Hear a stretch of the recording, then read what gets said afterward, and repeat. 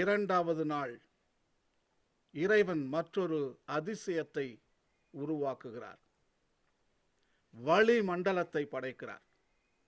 Atmosphere என்று சொல்வார்கள். உலகத்தில் மிக உயரமான படைப்பு வளிமண்டலம் தான். இமயமலை அல்ல. இமயமலை 33,300 அடிகள் உயரம் கொண்டது. வளிமண்டலம் 750 கிலோமீட்டர் உயரத்தை கொண்டது. அதிசயமான கட்டமைப்பு இந்த உலகத்தில் அட்மாஸ்பியர்.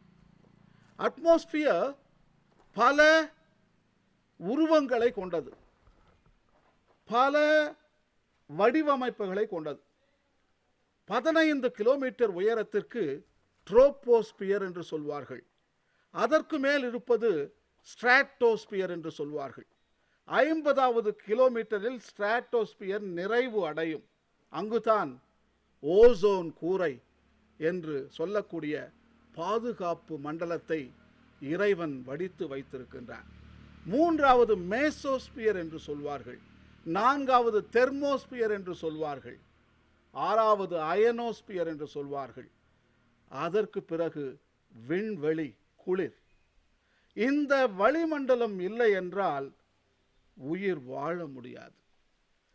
மற்ற கோள்களுக்கும் பூமிக்கும் வித்தியாசம், பூமியில் மட்டும்தான் வளிமண்டலம் இருக்கிறது.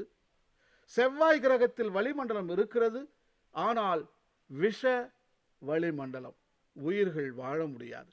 மற்ற கோள்களுக்கு வளிமண்டலம் கிடையாது. நம்முடைய சகோதரி நிலவுக்கும் வளிமண்டலம் கிடையாது.